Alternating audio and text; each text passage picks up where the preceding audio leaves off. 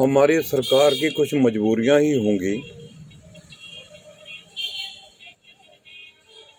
कि किसान आंदोलन के नाम पर जो ये एलिमेंट इकट्ठे हुए हैं, इनकी मंशा क्या है, क्या सरकार को नहीं पता? लेकिन सरकार की बहुत सारी मजबूरियां हैं कि इनके बारे में सब कुछ मालूम होते हुए भी नरम रुख अपनाए हुए है। देश का बेड़ा गर्क करने पर तुली हुई विपक्षी पार्टियां, जिसमें केजरीवाल, राहुल गांधी की पार्टी, अखिलेश यादव की पार्टी, ओवैसी की पार्टी, ममता बनर्जी की पार्टी और बहुत सारे छोटे ग्रुप जो इस देश का भला कभी नहीं चाहते, उनकी दुकानें भ्रष्टाचार की 2014 तक खूब फल फूल रही थी। आज वो दुकानें लगभग बंद होने की कगार पर हैं। इस सरकार ने किसान को अन्नदाता कहकर सिर पर चढ़ा लिया है। कौन सा किसान है जो अन्न फ्री में देता है? है कोई ऐसा किसान इस देश में जो अपना अन्न फ्री में बांटता हो? नहीं है। पूरा पैदा किया हुआ अन्न वो कुछ अपने लिए खाने के लिए रखता है और बाकी सारा मंडी में बेच देता है। नंबर 2, इन किसानों के नाम के आड़ में खालिस्तानी तत्व, देश विरोधी तत्व, जिहादी आतंकवादी तत्व, न जाने कौन कौन से इसमें लोग जुड़े हुए हैं, जो मोदी सरकार को और देश की जड़ों को खोखला करना चाहते हैं।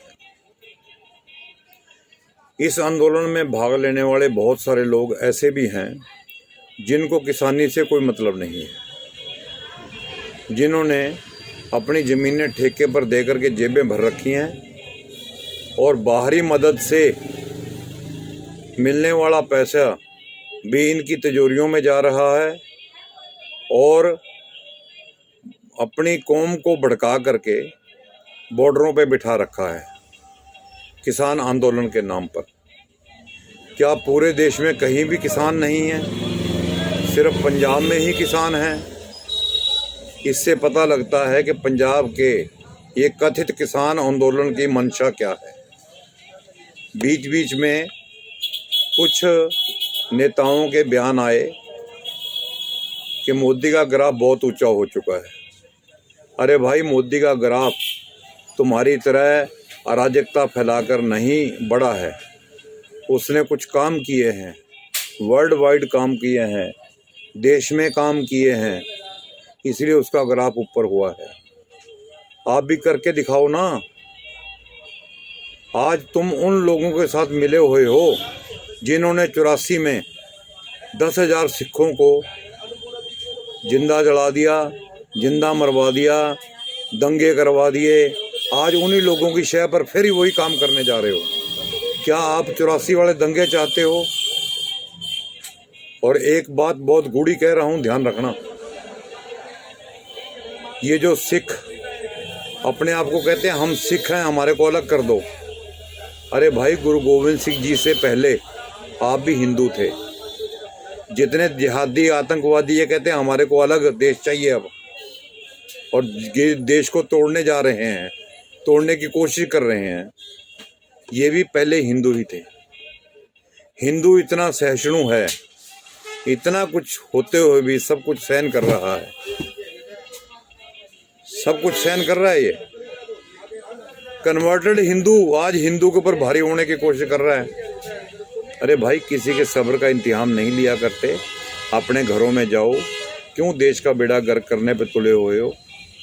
देश सब कुछ देख रहा है, लोग भी देख रहे हैं, गवर्नमेंट भी देख रही है।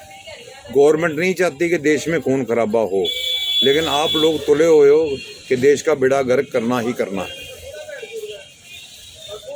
समझ जाओ, ऐसी बातें देश को बहुत पीछे ले जाती हैं, समाज को बहुत पीछे ले जाती हैं।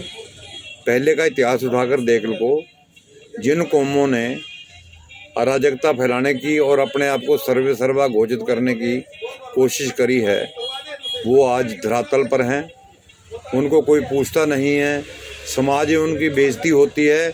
आप किसी भी ऐसी कौम का नाम लेके देख लो जिन्होंने अराजकता फैलाई हो। ज़्यादा ना कहते हुए मैं किसानों से अपील करता हूँ, भाई शांत रहो, अपना आंदोलन शांतिपूर्ण ढंग से करो। ये बड़े बड़े ट्रैक्टर ट्रॉले, BMW गाड़ियाँ, 4-4 करोड़ 2-2 करोड़ की गाड़ियाँ, AC लगवाए हुए ट्रैली, ये आंदोलन का वो नहीं है। ये सिर्फ और सिर्फ भड़काऊ काम कर रहे हो और कुछ नहीं।